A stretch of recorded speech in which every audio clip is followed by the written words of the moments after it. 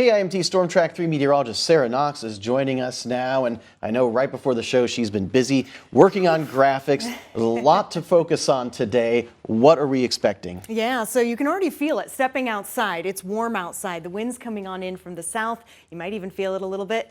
A little moisture can be felt. Yes, the instability is in the air, as I like to say. We can smell it. We're meteorologists. We just know. Anyway, as we go through the day, we'll be watching closely how much sunshine we get. And right now, most of us getting quite a bit of sunshine, which is helping these temperatures just continue to rise. With that, we've also got some higher than normal dew points. Now, around 50 degrees for dew points is not very high, especially if you think about the dead of summer, but it's high enough for March. When you combine it with temperatures like this, getting into the mid to upper 70s, yes, 70s, then you get a little instability in the air. So let's talk about those high temperatures. This is one of the many things. Rochester forecast to get around 76 today. Same with Austin, Albert Lee, Mason City, Charles City, a couple degrees above that.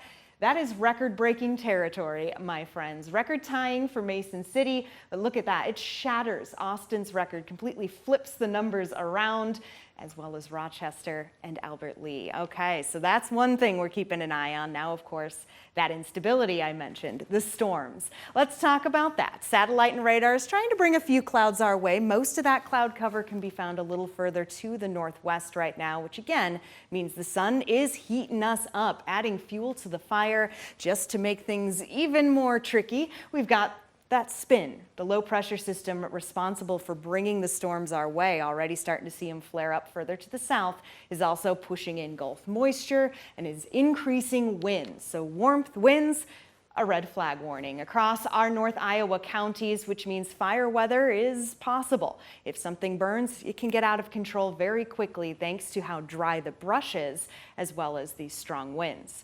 Now moving on to the storm portion of this. This is a look over the next 3 hours. Our storm energy index showing that it's going to increase here as we head through the afternoon. We start to see some of those yellows and oranges. It means that's where instability may be the highest.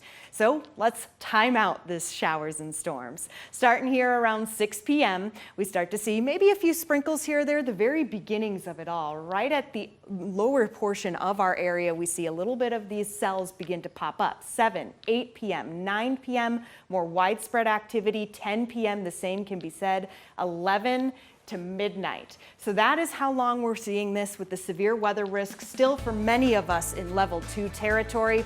Further south, we find level 3. Whew, and here is that 10-day where it shows a cool down coming our way on Sunday.